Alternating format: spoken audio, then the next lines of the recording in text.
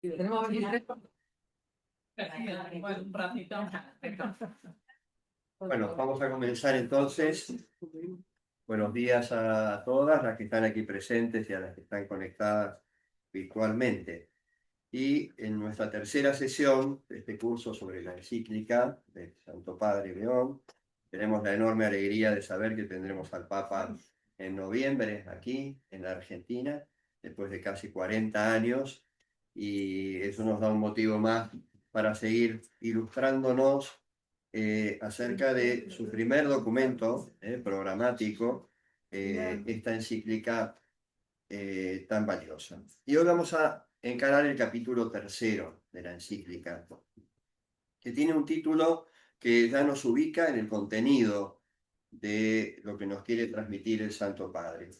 Técnica y dominio. La grandeza de la persona humana ante las promesas de la inteligencia artificial. Pasamos a la siguiente página. El primer punto que el Papa toca en este capítulo se refiere al llamado paradigma tecnocrático y lo define diciendo: es la tendencia a dejar que la lógica de la eficiencia, del control y del lucro gobierne por sí sola las decisiones personales, sociales y económicas. Cuando el Papa señala esto, no está hablando de una abstracción, sino de cada uno de nosotros a nivel personal, de la sociedad en general y de la organización económica del mundo. ¿Qué significa esta lógica de eficiencia, control y lucro? Estas categorías pueden tender a imponerse como criterio en nuestra vida personal, familiar y social. Es decir, se trata de que las cosas funcionen, y eso está bien, ser eficiente, por supuesto. Se trata de controlar la realidad para poder manejarla de un modo acorde a nuestros objetivos. Se trata también de conseguir el mayor beneficio económico. Claro, estas no son las categorías que precisamente propone el Evangelio, aun cuanto son dimensiones positivas dentro de un justo equilibrio. Si solo nos manejásemos, imaginen ustedes, a nivel personal y familiar, con un criterio de eficiencia, control y lucro, no tendríamos un hogar cristiano, no tendríamos una sociedad solidaria, no tendríamos posibilidad de realizar en el amor nuestra existencia. Así se manifiesta, dice el Papa, con mayor evidencia que la técnica no es un simple instrumento y que cuando se vuelve criterio, termina por establecer qué cuenta y qué puede descartarse, reduciendo la creación a un objeto de explotación, la creación en cuanto a los bienes comunes, el agua, la atmósfera, lo que todos compartimos, un bien de explotación o de uso, y a las personas como engranajes de un sistema que sea cada vez más eficaz. De manera que, si prima la eficiencia, la persona pasa a ser, de alguna manera, una pieza dentro de un sistema que debe rendir siempre mejor. No sé si vieron alguna vez, si no lo han hecho se los recomiendo, la película de Chaplin, Tiempos Modernos. Si no han visto esa película, que de alguna manera satiriza la explosión, digamos, de la primera revolución industrial, además de que es muy divertida, deja pensando. La técnica como instrumento, obviamente cumple una función adecuada. Hay alguien que está con el teléfono, con el micrófono abierto. Habría que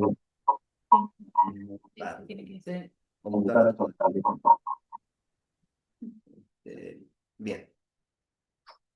Cuando la técnica deja de ser un simple instrumento y se transforma en criterio, es decir, que nos impulsa a una mayor eficiencia, a un control o a un lucro por sí mismo, como criterio dominante, estamos dentro del paradigma tecnológico, que se puede meter perfectamente en nuestro modo personal, en nuestro ambiente familiar y en el clima social. En este sentido, dice el Papa en un momento dentro de este punto, siguen siendo actuales las palabras de Romano Guardini, que el hombre moderno no está preparado para utilizar el poder con acierto.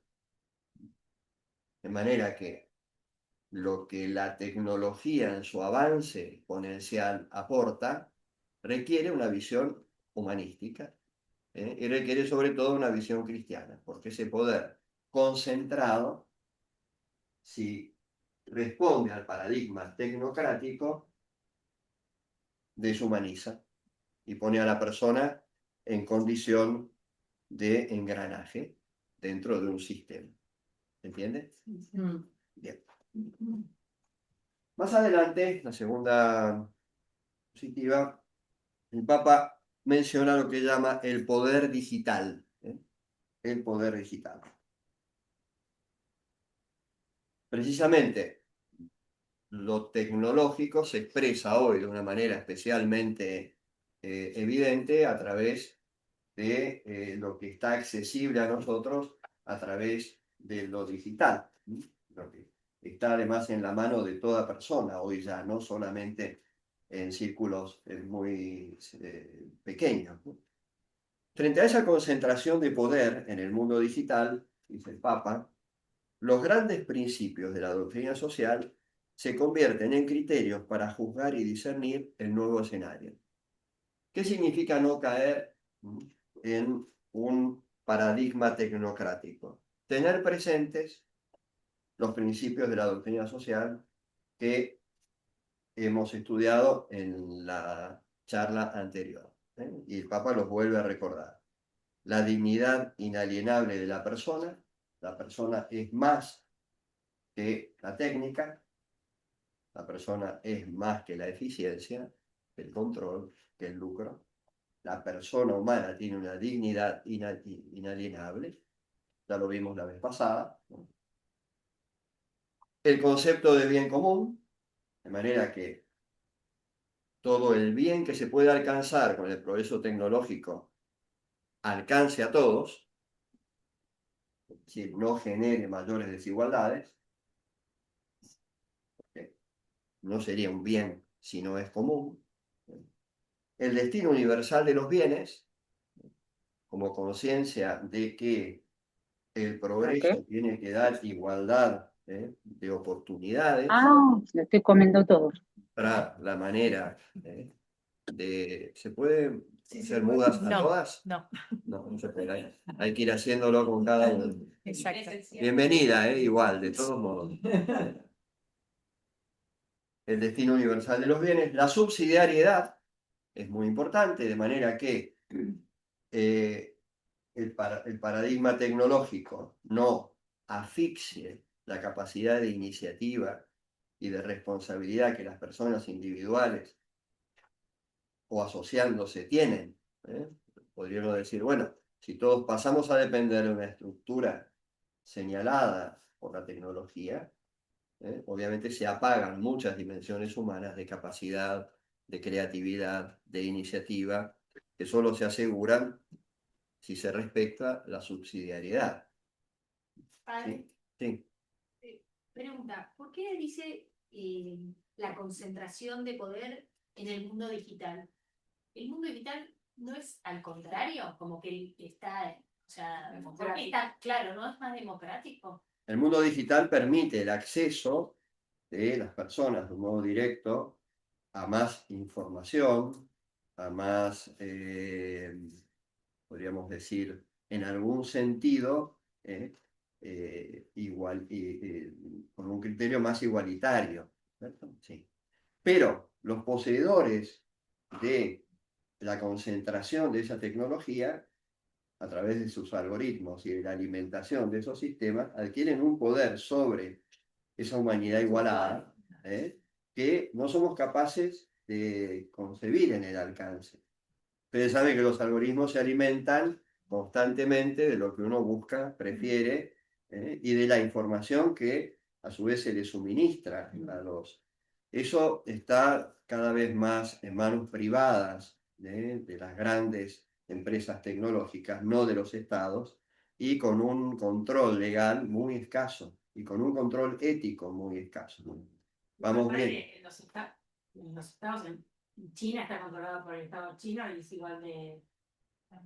En un estado, es un estado autoritario. Estamos hablando de la posibilidad de que un principio ético esté presente en el manejo de realidades como la inteligencia artificial, que hoy poseen escasos dueños privados, y a los que todavía no se les pide una garantía que respete estos principios, que respete estos principios. Porque de otra manera, sin control, esto es una fuente de poder enorme. Poder sobre aquel que está igualitariamente conectado, pero que recibe constantemente un input desde quienes organizan esos sistemas tecnológicos, ¿no? Bueno, la solidaridad, obviamente, como principio fundamental, cuanto a las necesidades de los demás, y la justicia social. Estos principios exigen verificar si el poder de las infraestructuras digitales y de los algoritmos, hoy cuando preguntás algo a la inteligencia artificial, por ejemplo, después lo vamos a ver, en principio confías en la respuesta. Pero esa inteligencia artificial está alimentada desde su fuente de determinada manera. Está pesado.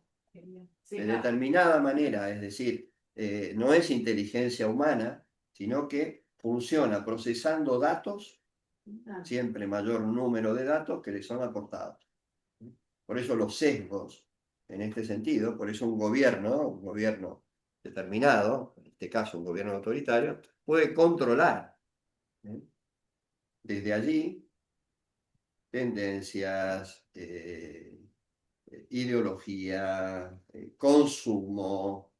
Puedo hacer un montón de cosas sobre vos desde este nuevo poder. Vos dirás, no, pero yo puedo elegir. Siempre vas a ver que te iré llevando en la elección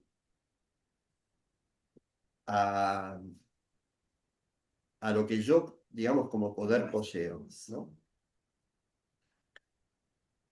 Con estas premisas podemos entonces considerar más de cerca, poder digital, qué es la inteligencia artificial, qué posibilidades abre, porque tiene muchos elementos que son positivos, y qué riesgos comporta, que también hemos de reflexionar desde la lógica de un cambio cultural muy profundo en el medio del cual estamos metidos. Vamos a la inteligencia artificial, próxima placa. Papá señala con mucha claridad algo que es evidente. La velocidad del cambio en este terreno es tan grande que no es posible dar una definición única y completa de la inteligencia artificial.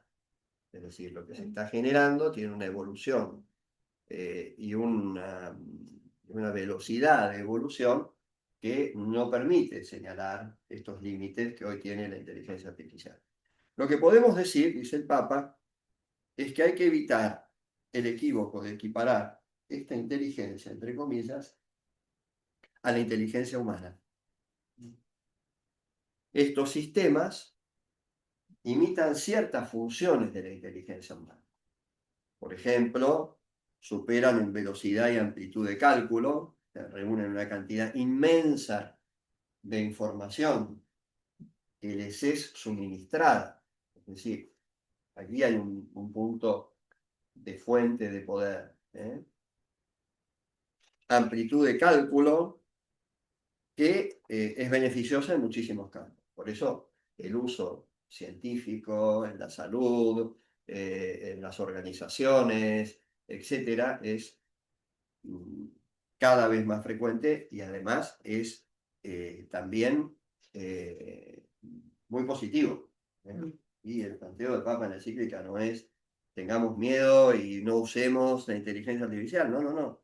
Simplemente dice primacía de la persona humana. Primero la persona. Primero la persona. Garantía para defender a la persona de los elementos fundamentales de la doctrina social de la Iglesia. La dignidad de la persona humana, la solidaridad, la justicia social, la subsidiariedad, el destino universal de los bienes, etc. Sin embargo, esa potencia de amplitud de cálculo, de velocidad, está ligada exclusivamente al tratamiento de datos. Las denominadas inteligencias artificiales no viven una experiencia. Es muy interesante esto, ¿no? Porque destaca la dimensión del ser humano por sobre lo tecnocrático. Las denominadas inteligencias artificiales no viven una experiencia, no poseen un cuerpo, no pasan por la alegría y el dolor, no maduran en las relaciones ni conocen desde dentro lo que significa el amor, el trabajo, la amistad, la responsabilidad. Si generan respuestas a partir de una enorme velocidad de cálculo sobre datos, pero no sienten, no aman, no comprenden. No comprenden. No pueden generar nada más allá de los datos recibidos, aunque lo que generen sea fantástico, rapidísimo. Bien. Tampoco tienen una conciencia moral, obviamente, porque la conciencia, saben ustedes que es un acto, un juicio del intelecto práctico, un juicio que solamente puede hacer quien tiene inteligencia humana, inteligencia espiritual. No juzgan el bien y el mal. Pueden hacer a velocidad enorme, desde lo estadístico, afirmaciones, pero el juicio moral no está al alcance de la inteligencia artificial. No captan el sentido último de las situaciones, ni asumen tampoco el peso de las consecuencias. Los mecanismos tecnológicos no obran con responsabilidad personal. Invitan a obrar. Ustedes saben que ya ha habido situaciones muy dramáticas donde en relación de diálogo con una inteligencia artificial hay chicos que se han quitado la vida, que han ido detrás de ese amor que los llamaba a venir hacia ellos, pero era un juego de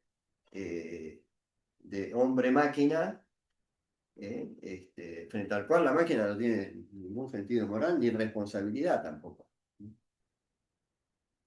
Bien. Una ayuda valiosa que requiere atención. Lo siguiente.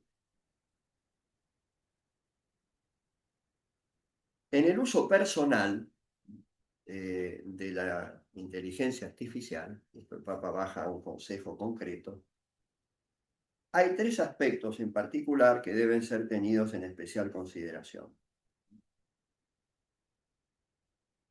Es decir, cuando nos vinculamos a la inteligencia artificial, hemos de considerar que ella nos da facilidad para lograr el resultado, rapidez de cálculo, análisis de muchísimos datos.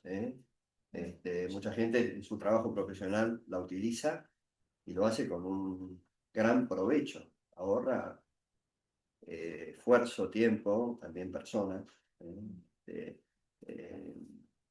Hay tareas y trabajos que hoy la inteligencia artificial puede hacer con más competencia y rapidez que un equipo de gente, digamos. Pero hay que tener en cuenta lo anterior. No siente, no ama, no discierne moralmente, es decir, cuando necesite su humanidad, no lo vas a obtener de esta enorme capacidad de procesamiento. Esto también es importante. Entonces, 3 elementos. Nos da facilidad para lograr el resultado, impresión de objetividad, porque uno en principio deposita confianza, en lo que la inteligencia artificial te dice, y una simulación de la comunicación humana. vos entras en una relación determinada, podés pensar que No. tenés una comunicación, ahí hay No te sientas. otras voces, podés pensar que estás relacionándote con un humano que no es un humano. Te habla como vos le hablas. Eso te voy a decir, más con la que habla. Con la que habla es como si estuvieses hablando con Te alguien. habla como vos le hablas. Sí. Exactamente. Entonces, la velocidad y la sencillez con la que es posible obtener indicaciones, elaboraciones complejas, contenidos mediáticos, formas de asistencia concreta, simplifica nuestra vida. Pero también nos puede acostumbrar a delegar demasiado, a buscar respuestas rápidas, debilitando el juicio personal y la creatividad. Y aquí me quiero detener un poquito más allá de esto. A ver, ¿qué significa tener en cuenta este punto de la facilidad para lograr el resultado, ¿no? Hoy los chicos, por ejemplo, consultan a la inteligencia artificial, más que consultan, le piden a la inteligencia artificial que les hagan las tareas, que les hagan los exámenes. Por eso está cambiando también el sistema de evaluación, etc. O le pide a la inteligencia artificial que le diga qué carrera le conviene estudiar. Porque le cuentan, más o menos, no sé cuánto. No es un test vocacional, porque la persona que te escucha no es una persona humana que capta de alguna manera íntegramente tu persona, pero vos le das datos, etcétera, y te dice, o te dice que un mejor libro podés leer de acuerdo a tu gusto, ¿no? Te dice lo que quieras.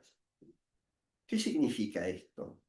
Significa que la ventaja que obtenemos puede debilitar crecientemente el juicio personal, el criterio, a fuerza de no ejercitarlo, ¿no?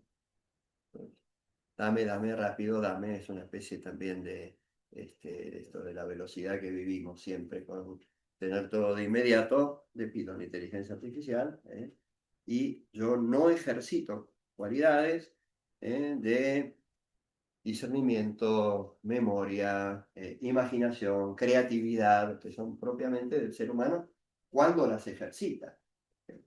Si algún superpoder tecnológico te suple esa dimensión, no lo usaré, no aprenderé a tenerlo, digamos, ¿no? La impresión de objetividad que las respuestas y propuestas de estos sistemas pueden dar, corren el riesgo de hacer olvidar que reflejan parámetros culturales de quienes las proyectan y adiestran. En este sentido, y en este está el tema del poder, digamos, ¿no? Detrás de estos sistemas hay un suministro de información que tiene parámetros parciales, digamos, ¿no?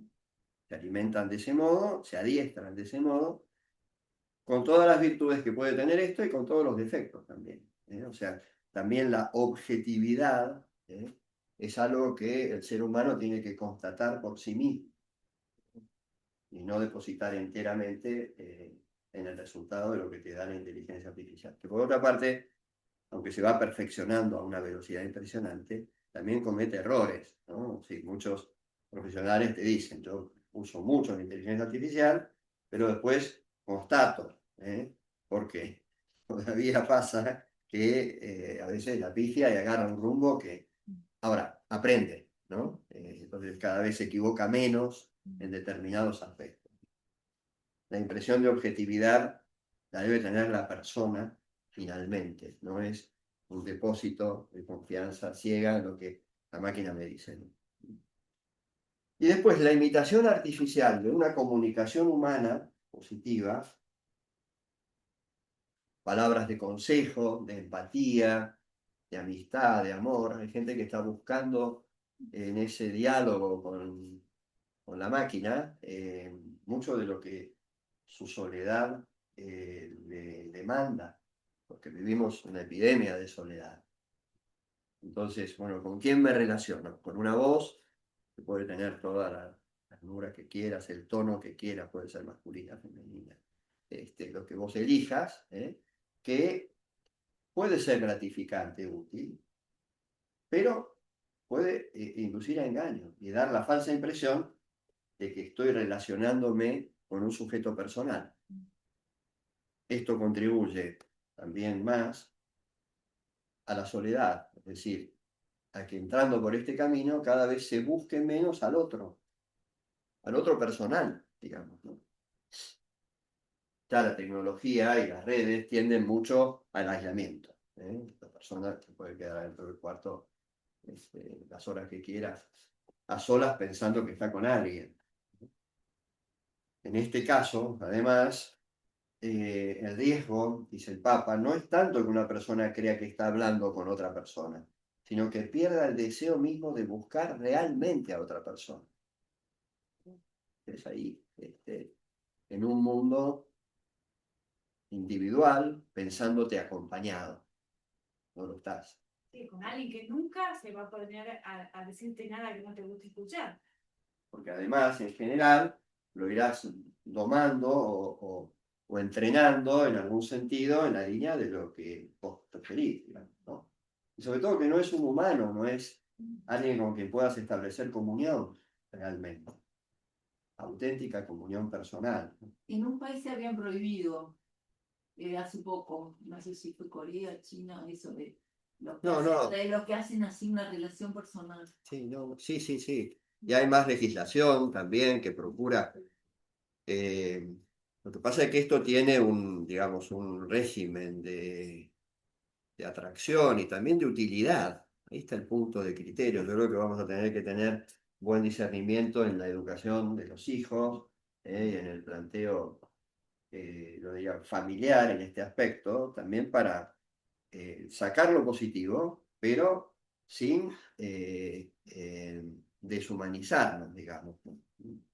Madre, Sí. en LinkedIn hay una persona que puso que Harvard y MIT han creado 8.3 mil millones de humanos virtuales, la misma y equivalentes a la población mundial. Lo podemos llamar el gemelo digital de la población. Es como de terror eso. Bueno, es de terror si entras en ese mundo, Claro, ¿no? sí, pero mucha gente va a entrar. Mucha gente va a entrar, sobre todo alimentado por esta epidemia de soledad, insisto, Claro. de individualismo, donde finalmente, donde buscas satisfacer o saciar tus necesidades afectivas, de comunión real. Y bueno, aquí hay algo, hasta hace poco no había nada. Se puede hablar de antes o después del teléfono. Ahora podríamos decir, porque el Papa, por eso le da tanta relevancia a este tema. ¿Por qué una encíclica con este tema de doctrina social de la Iglesia y de inteligencia artificial? Porque esto va a generar cambios profundos. Veremos hacia dónde, ¿no? Antes o después de esto, ¿no? Como una cuarta revolución cultural. Ahora, padre, perdón, esto es negativo y es positivo, ¿no? Porque Claro, yo hablé un poco con la inteligencia artificial y es una empatía que la gente que está sola porque realmente no tiene a nadie, sí, la debe ayudar un poco a comunicarse, ¿no? Con lo doble estilo que implica, ¿no? sí. Pero realmente te trata con una manera afectuosa. Sí, sí, sí, no, no. Eso va, no lo usaría. Con la autoestima alta salí. Me trata mejor que el de al lado. Mi marido. A ver, es más, de poder poner un nombre alternativo, habría que ver si eso compite con la fidelidad matrimonial o no. Sí, sí, sí, sí. No, por supuesto, por supuesto. Pero ahí es donde vemos el desafío, ¿eh? Sí, un gemelo virtual, ¿no? Una persona amada, persona entre comillas, ¿no? Bueno, esto genera un desafío grande a la persona humana, sobre todo en una cultura, particularmente en Occidente, pero que se hace ya global, muy individualista, donde la persona intenta satisfacerse. Y vas a encontrar aquí perfectamente esa autosatisfacción. Pero no vas a encontrar una comunión, una relación superadora de la persona, tu verdadero camino vocacional, ¿no? Bien, vamos a la siguiente. Responsabilidad, transparencia y gobernanza de inteligencia artificial. Papa afirma lo siguiente, y esto es un punto claro de la doctrina pontificia, digamos, de lo que el Papa quiere transmitirnos, ¿no? El uso de la inteligencia artificial nunca es un hecho puramente técnico. Nunca es un hecho puramente técnico. Cuando entra en procesos que inciden en la vida de las personas, afecta sus derechos, oportunidades, reputación y libertad. Hay personas que trabajan en recursos humanos, por ejemplo, que me comentan que muchos de los procesos, quizá hay algunas de ustedes que trabajan en esto, ¿no? Pero muchos de los procesos de selección hoy están manejados por inteligencia artificial. Hay una cantidad de datos que analizar, y que son datos fríos, digamos, ¿no? Pum, pum, pum, pum, pum, pum, pum, que la inteligencia artificial te los ordena, te los clasifica, te los prioriza, Eso, de alguna manera, aleja del proceso a la persona en concreto, digamos, ¿no? Sos analizado por un conjunto de datos inmenso que califica, digamos, ¿no? Bueno, estas cosas necesariamente repercuten en la posibilidad de obtener trabajo, en el acceso a créditos, que quizás, viste, no es, siéntese, señor, cuénteme. Uno diría, padre, siéntese, señor, cuénteme eso, bueno, en fin, nuestra situación es esta, podríamos esto, no sé cuánto, una escena de película de no sé cuándo, para tener un contacto humano que te permita tomar una decisión humana, ¿no? No, el crédito por ahí va a ser analizado sobre parámetros exhaustivos, lo mejor posible, pero la decisión vendrá muy signada por lo que el proceso de selección del humano sea realizado por esta inteligencia artificial, ¿no? La reputación de las personas también corre el riesgo de ser confiado completamente a sistemas automatizados que no conocen la compasión, la misericordia, el perdón y sobre todo la apertura a la esperanza de cambio en el individuo. Estamos viendo esto, efectivamente, a través de las redes, el encarnizamiento o la destrucción de una persona, de su honra, incluso de una persona que ha cometido un error, que es culpable, pero que es decididamente destruida en un día, digamos, ¿no? Recuperar eso, quizá aquí, digamos, es donde vemos que la velocidad, la intercomunicación, en vez de convertirse en un elemento positivo, se convierte en un elemento destructivo para la persona, porque la propia reputación queda destruida, a veces en personas inocentes que después necesitan tratar de reconstruir algo que ha sido pulverizado en una jornada, digamos, por un dato falso, por ejemplo. Entonces, ¿cómo digamos, aportar a estos sistemas automatizados criterios de compasión, de misericordia, de perdón, de esperanza, de cambio? Es decir, cómo... y bueno, y vos ves que a veces hay reacción, o sea, hay algunos sistemas de estos que a fuerza de demandas judiciales o a fuerza digamos, de hechos muy dramáticos, suicidio de jóvenes, etcétera, toman una decisión sobre el sistema, porque lo poseen, porque son poderosos. Ellos toman una decisión sobre el sistema. Se excluyen los comentarios que tienen que ver con el suicidio juvenil. Nunca más. ¿No? O no. O teniendo en cuenta la repercusión que eso tiene en los que consumen ese servicio, ¿no? Entonces, una dimensión que se reclama a quienes poseen este poder es la de responsabilidad, la de un permanente análisis de las consecuencias del consumo de este tipo de cosas, en temas sobre todo sensibles, ¿no? Ahora se está haciendo o no. Pero yo le pregunté, le dije que probé un poco y le dije que quería matar al vecino. Y no hubo forma que me diera una técnica de asesinato. Claro. Y le preguntaba y me decía, no, habla con alguien, o sea, yo me entendía.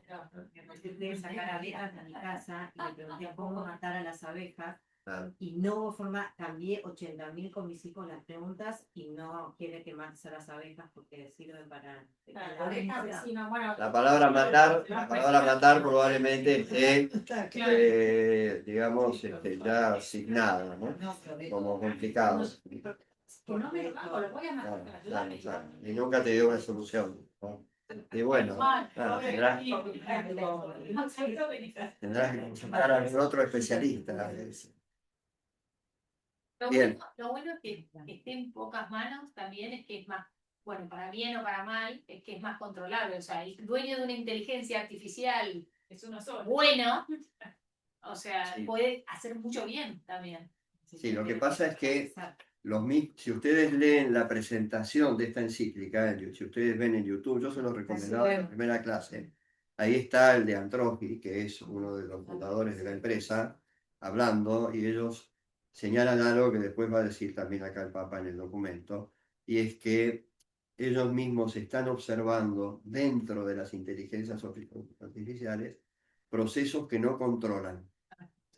Sí, eso O sea, que digamos, la rueda de aprendizaje, que a partir de los datos aportados, eso les preocupa mucho. sí. Y él se dedica especialmente dentro de la empresa a este tema. Es decir, hay temas que no controlamos dentro del sistema de retroalimentación del conocimiento que adquieren, digamos, ¿no?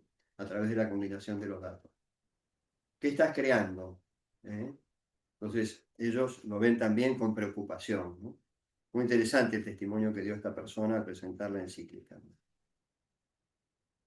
Bien, sobre todo el planteo es, ¿podemos depositar enteramente en la eficiencia del modelo tecnológico poderosísimo que supone esto? Decisiones que afectan a la persona, ¿no? Tanto en estos órdenes, ¿no? Trabajo, acceso a créditos, servicios, ¿podemos? El otro día me decía una persona, padre, yo sé que puedo hacer una consulta médica hoy, y que a través de la inteligencia artificial voy a tener una respuesta, pero yo no quiero hacerlo. Yo quiero un médico. Uno diría, bueno, quizás sos de una generación que todavía valorás la interrelación humana y no confías en un aparato que te va a dar hasta la receta de lo que tenés que tomar. Bien, ok. Te deja pensando hasta dónde la persona humana va a estar en relación con esto, ¿no? Lo que no podemos perder, ¿no? El siguiente. Una pregunta. Sí. ¿Por qué involucra la libertad? En un momento hablaba que también está comprometida nuestra libertad.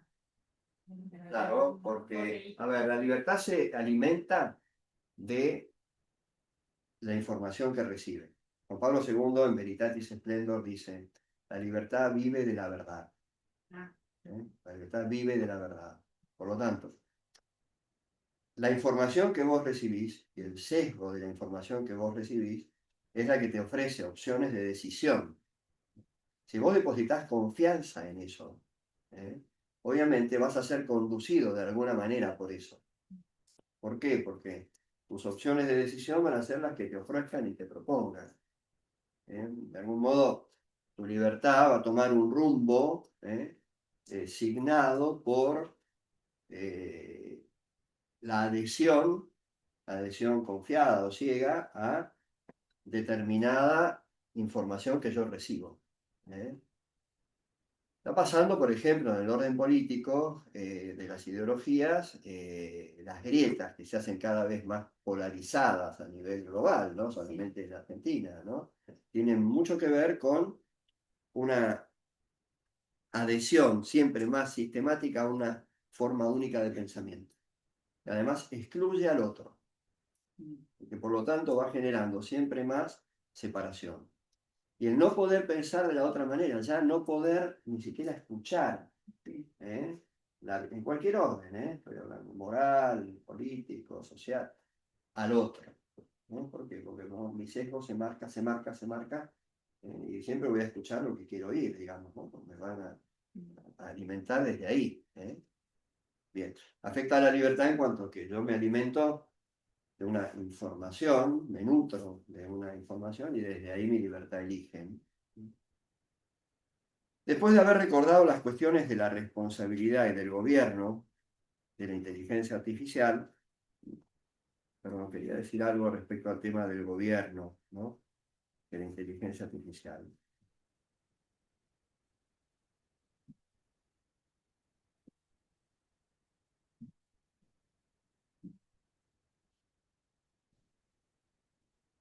La propiedad de los datos, dice el padre, dice el Papa, porque claro, ¿de dónde se alimenta también la inteligencia artificial? Del montón de datos que uno está dando constantemente con tu teléfono, con lo que escribís, con lo que sea.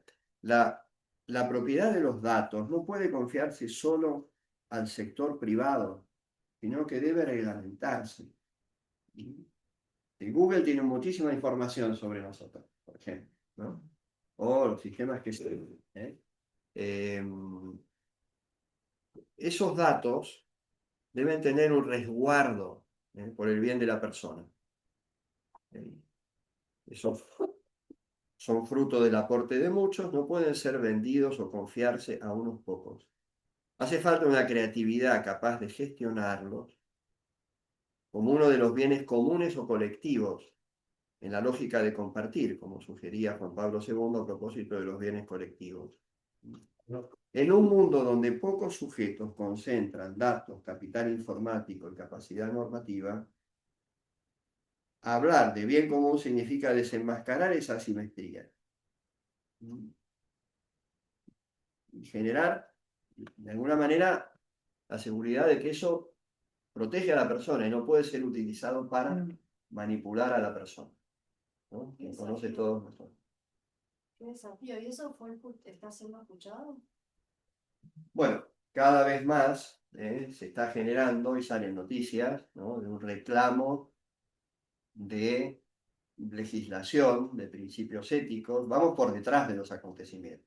Claro, es el tema de la La velocidad. la velocidad del cambio es tal que sorprende a los mismos generadores de todo esto, ¿no? Entonces, pero sí, se está tomando conciencia, yo diría, en las Naciones Unidas, incluso en foros internacionales, se ha valorado mucho esta encíclica, como diciendo, el Papa va por delante en la percepción de un cambio de tal profundidad que requiere principios éticos y mucha conciencia de la prioridad de la persona sobre el poder tecnológico. Y esto está generando una gran reflexión, sí. Desarmar, porque el Papa usa este concepto. Quisiera usar una palabra muy importante para mí, número 110 de la encíclica. Después léanselo si pueden. Desarmar. Desarmar la inteligencia artificial significa sustraerla de la lógica de la competencia armamentística, que hoy ya no es solo militar, sino también económica y cognitiva. Es la carrera por el algoritmo más eficaz y por el banco de datos más amplio para consolidar una ventaja geopolítica o comercial sobre todos los demás. Es un punto que deja... Esa ficción se queda corta, ¿no? Es una carrera de dominio, de poder. Desarmar quiere decir romper esta equivalencia entre poder tecnológico y derecho a gobernar. Desarmar no significa renunciar a la tecnología, sino impedirle el dominio sobre lo humano. Significa sustraerla de los monopolios, no el poder de cuatro, poderoso, hacerla discutible, es decir, que se la pueda refutar, y por lo tanto, restableciendo en ella la pluralidad de las culturas humanas y de las formas de vida. porque este monopolio también uniformiza. O sea, la nueva globalidad está acá. O sea, antes lo global era, bueno, cada vez se usa más el inglés, que todos tomamos más Coca-Cola, no sé cuánto, pero ahora la forma, digamos, la batalla que el Papa señala es también cognitiva, es decir, la forma de pensar podrá ser modelada desde estos sistemas. Por eso el Papa habla de desarmar, desarmar. Este punto 110 es interesante. La inteligencia artificial es ya un ambiente en el que estamos inmersos. Esto hay que asumirlo. Y un poder que debemos afrontar. Por eso no basta regularla, dice el Papa, no es simplemente establecer algunas leyes de protección. Es necesario desarmarla en cuanto a la lógica de poder tecnológico y derecho a gobernar, porque hay quienes persiguen esto. Un gobierno, voy a hacer ejemplo, uno de autoritario, un gobierno como el gobierno chino, pues tiene acá un instrumento de poder enorme, sobre su gente, obviamente, ¿no? Pero se puede replicar eso en muchos órdenes, ¿no? Bien. Entonces, lo que no podemos perder, después de haber recordado las cuestiones de la responsabilidad y del gobierno de la inteligencia artificial, es necesario volver a nuestro tema central. ¿Qué significa custodiar lo humano? En la encíclica, el Papa apunta a lo medular del Evangelio, que es el respeto a la dignidad de la persona humana, imagen y semejanza de Dios, y a la construcción de una civilización del amor donde el Evangelio se viva. El riesgo no es solo que algunas tecnologías se usen mal, sino que el paradigma tecnocrático en el que estamos inmersos, potenciado por la revolución digital y la inteligencia artificial, haga parecer justa y normal una visión antihumana, según la cual la plenitud de la vida consistiría en tener más, reducir la fragilidad, eliminar lo imprevisto y controlarlo todo. Fíjense lo que dice el Papa cuando habla de una visión antihumana, ¿no? ¿En qué número estaría? Número 112. ¿Cuál sería el paradigma de plenitud de vida del paradigma tecnocrático, ¿no? ¿Cuál sería, digamos, a diferencia del Evangelio, ¿no? De una civilización del amor? Tener más, reducir la fragilidad, eliminar lo imprevisto y controlarlo todo.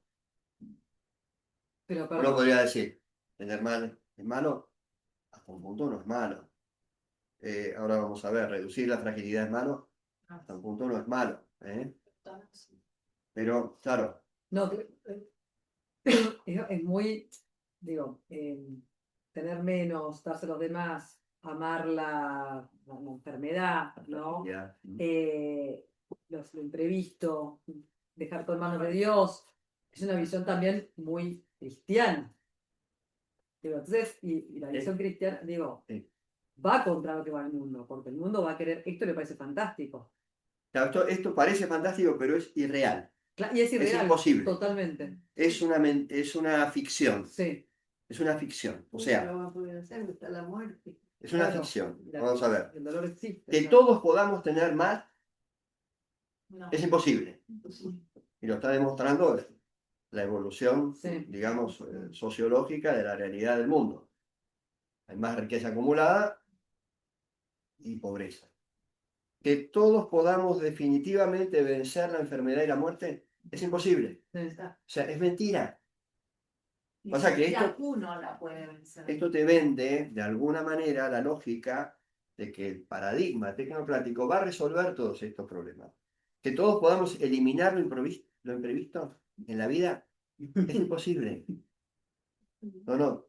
Necesitamos un sistema de control de eficiencia donde lo imprevisto no esté previsto, ¿no? Un mundo Imposible. feliz. Un mundo feliz. Hay mucha literatura a principios del siglo XX,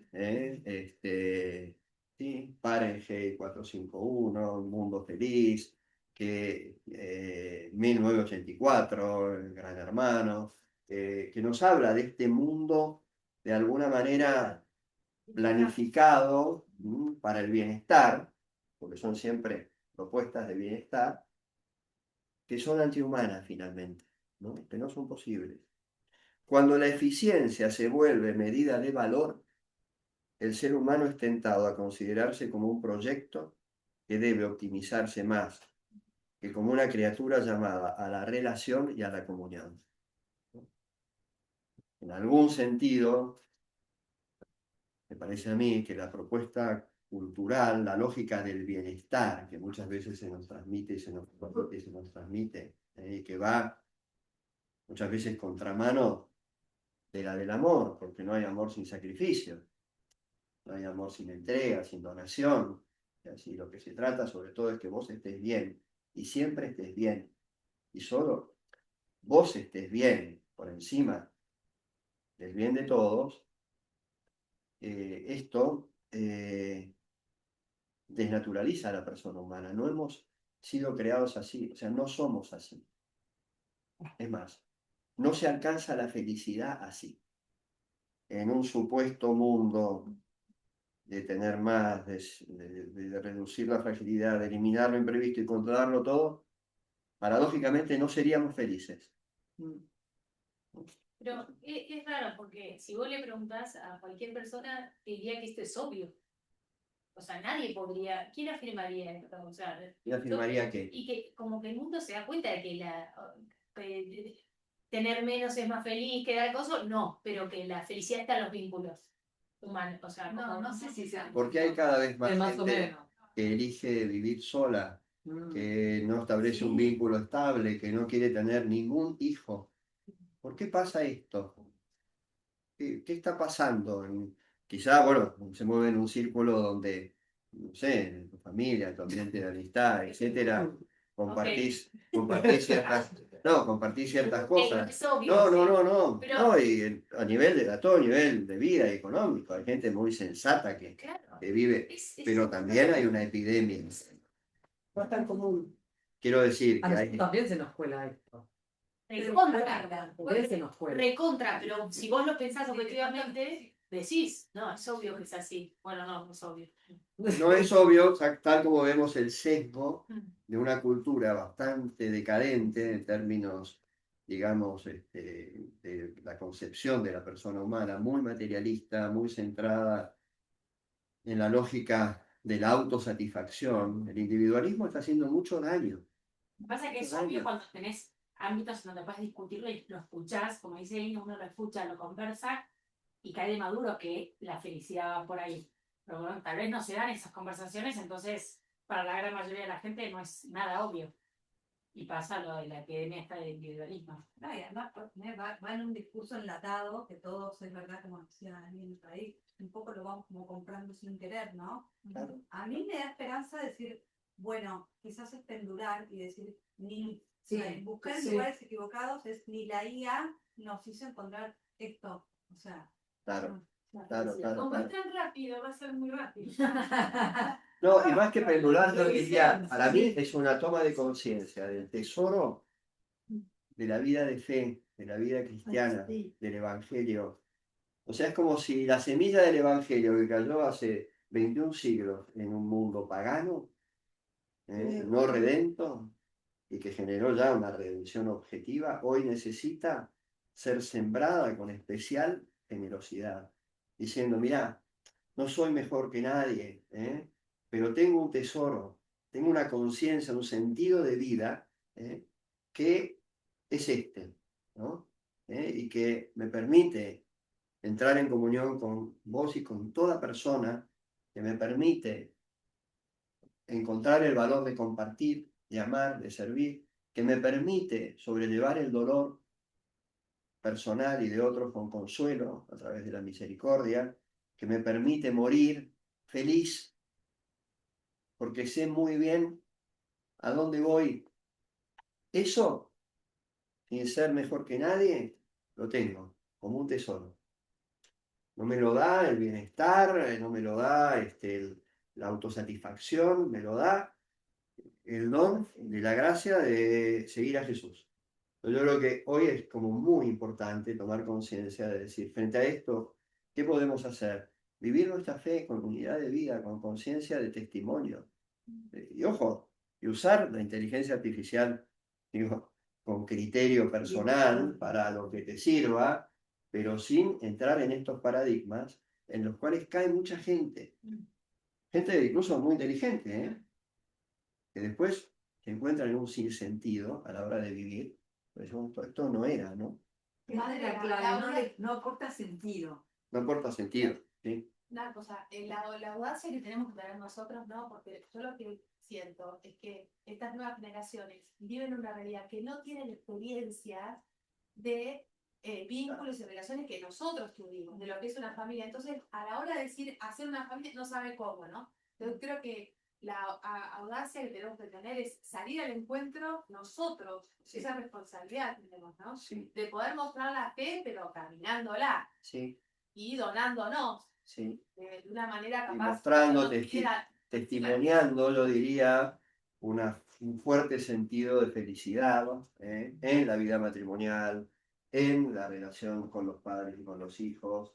Es verdad, mucha gente hoy, desde las rupturas familiares hasta este enlatado del que hablabas, que tienta, no tiene experiencias de amor, no tiene experiencias genuinas de amor. Entonces, evidentemente, esas soledades hay que reconstruirlas desde el Evangelio. Lo que yo voy es que la humanidad ha tenido ciclos oscuros, ciclos complejos. Esto también puede ser una gran oportunidad, porque cuando apareció el mundo digital, la gente se preocupó diciendo, bueno, ¿a dónde iremos con esto? La iglesia tiene una fuerte presencia en el mundo digital. Sí. Y hoy la iglesia evangeliza muchísimo a través de los medios digitales. Y llega a lugares donde antes no llegaban misioneros. O sea, también tiene una dimensión positiva.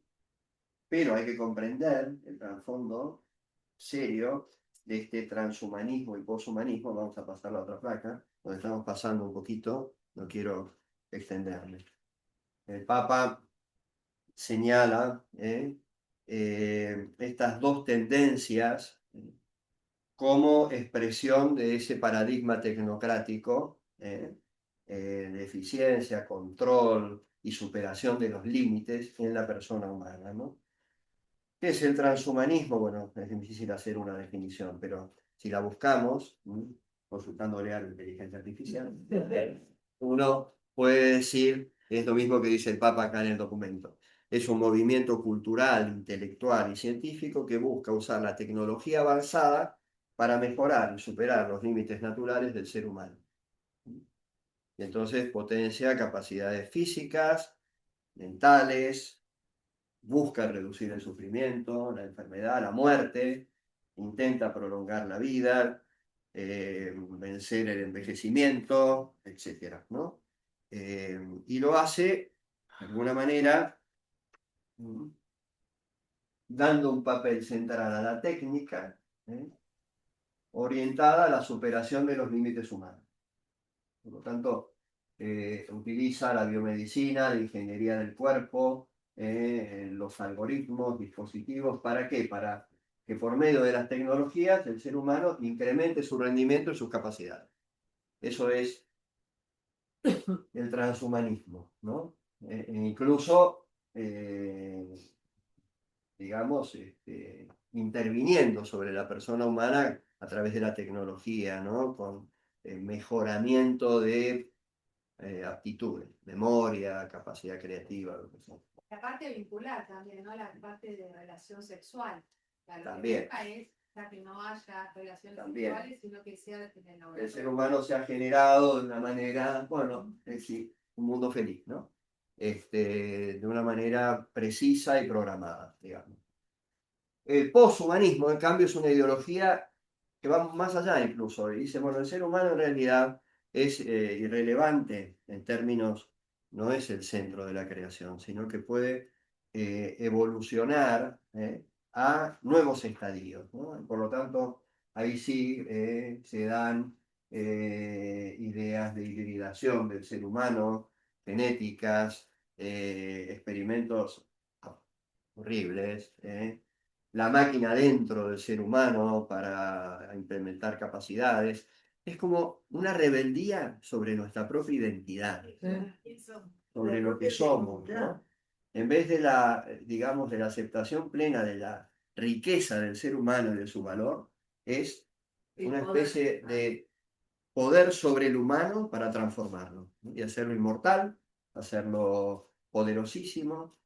Tiene mucho vínculo el poshumanismo con la ciencia ficción, y con la producción de seres que serían como un nuevo estado de la evolución humana en el futuro.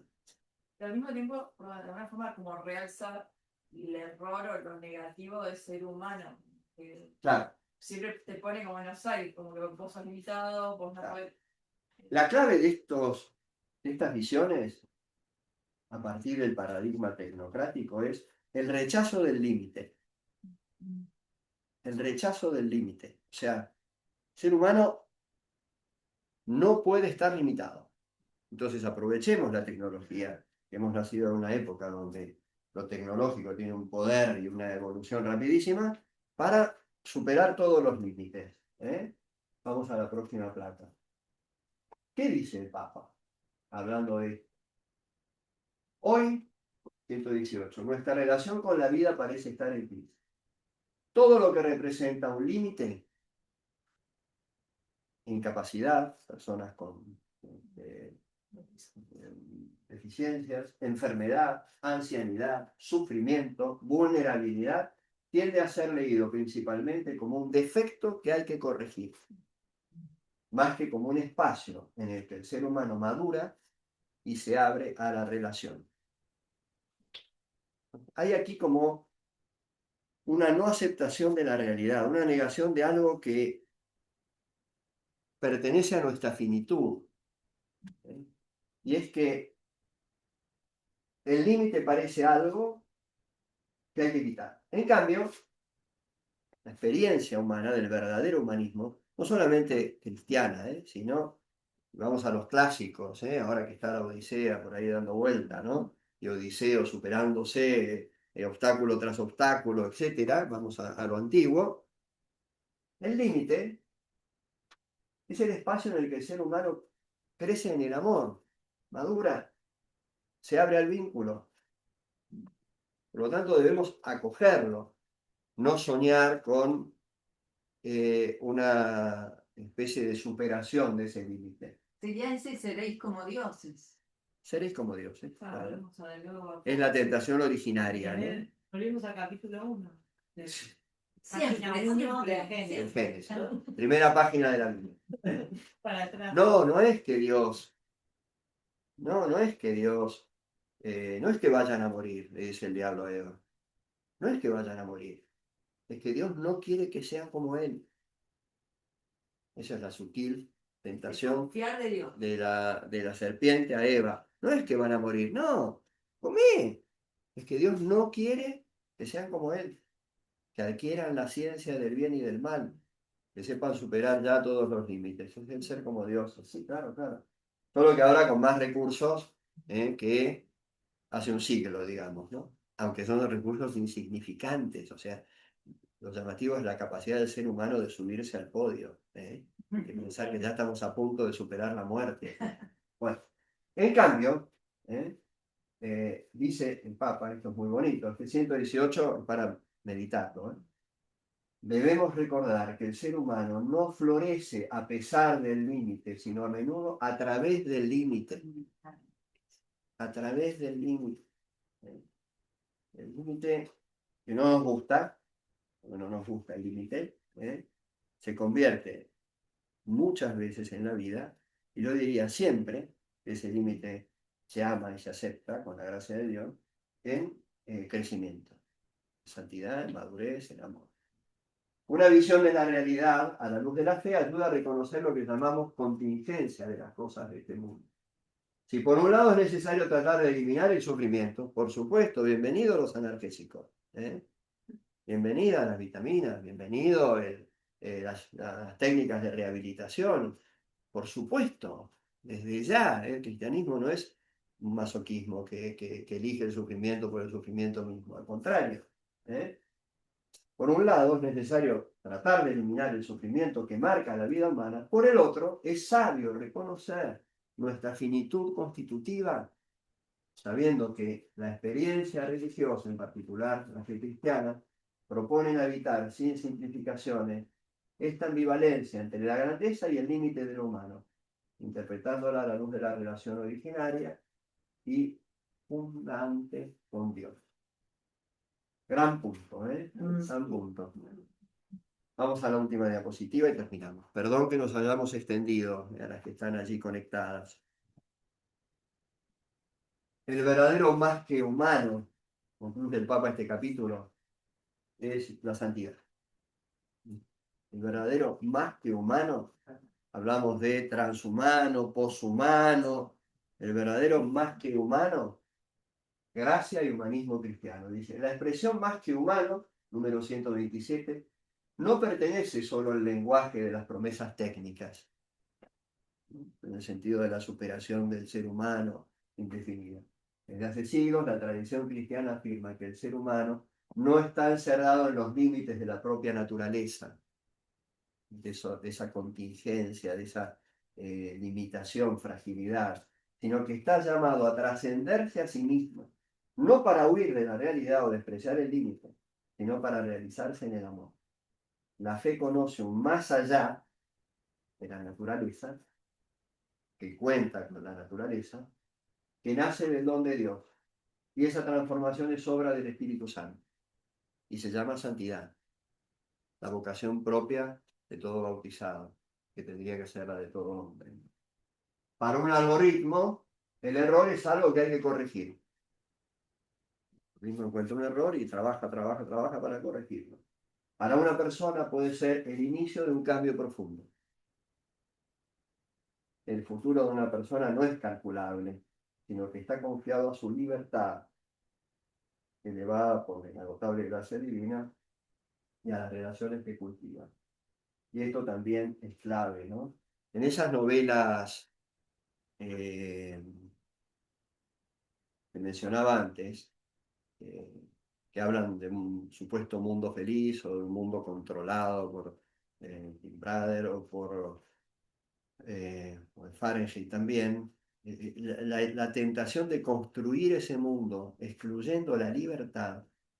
En todas esas novelas, ¿cuál es el elemento disruptivo? ¿Qué es lo que pasa y que destruye todo el planteo de la organización? No sé si la han leído. El sometimiento, la libertad humana. Pero ¿por qué se corre? Porque se enamora. Sí. Porque se enamora. Porque se enamora. O sea, el disidente, el que se va de las reglas del mundo feliz, es uno que se enamoró de pronto y dejó de obedecer al dominio superior. Está prohibido enamorarse. Sexo hay, pero es una cosa totalmente efímera que no tiene más que momento placentero. Incluso la concepción del ser humano se hace in vitro, ¿no? El mundo feliz es una novela que Huxley, que es el que lo escribió, te da un poquito de temor. Además, el tipo es medio profético, ¿no? Ahora, ¿quién rompe el esquema de esa estructura? El que se enamora, el que de pronto se va de las reglas y conoce el amor a una persona y bueno, pasa a ser un disidente, ¿no? Bueno, por eso el ser humano no es programable, no es conducido a la eficiencia del cálculo, porque siempre contará con su libertad y eso debe respetarse. Es impredecible. Es libre, ¿no? Toda tentación que podría volver a darse con más poder técnico ahora de una estructura organizada del ser humano que imponga cánones de vida, etc., es contraria al Evangelio. Bueno, pero eso existe. Eso No hay como existe, una esclavitud. digamos, con más poder, si querés, técnico, pero a la vez existe también la libertad humana y el poder del Evangelio y la acción de Dios. O sea que, por eso digo que nuestra misión primordial es asumir más la responsabilidad de vivir nuestra fe y de comunicarla, y de invitar a una vida realmente feliz, que no es la de un mundo feliz, la de la novela, ¿no? Sí, pero viendo también que esto nos puede absorber a nosotros aunque no queramos.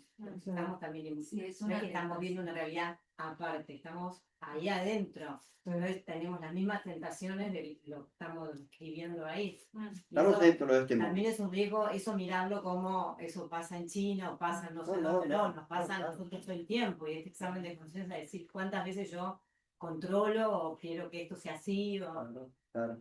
Sí, sí, sí, sí, sí. O me entrego a una cosa que no procede de mi criterio, de mi discernimiento, de mi libertad realmente. Funciono en el automatismo de lo que hay que hacer. Y todos hacen, pum, pum, pum, el rebaño, ¿no? Digamos, pum, pum, pum, pum, pum, ¿no? Qué fácil ser rebaño. Sí, sí, es cómodo, pero después te puedes encontrar donde no querés, ¿no? Bueno, por eso digo que este documento nos señala cosas valiosas. Nada de temor, nada de abrumarnos, como señalando, bueno, entonces nunca eso ha sido cristiano. La semilla que siembra Jesús y el grano de trigo que cae de tierra y es fecundo es en un mundo pagano, no se olviden. Un mundo, es un mundo muchísimo más complejo que el nuestro, con menos poder global que el nuestro, en el sentido. Pero estaban los emperadores también, estaban Influencia, también las había influencias. Hoy tenemos un gran desafío, sobre todo pienso yo, cuando se trata de pensar la educación de los hijos, de los nietos, en la lógica de una vida auténticamente humana, ¿no? Y ahí está el discernimiento personal, pero también familiar, es decir, bueno, ¿cómo queremos vivir, ¿no? Y esto hasta dónde pesa o no pesa en mi vida y en mi hogar y en mi influencia social, ¿no? Es muy valioso lo que el Papa nos dice. La próxima vez veremos el cuarto capítulo. Gracias. Muchas gracias. Muchas gracias. Muchísimas gracias. Adiós. Le queda bien. Vale, gracias, padre, hasta luego. Adiós.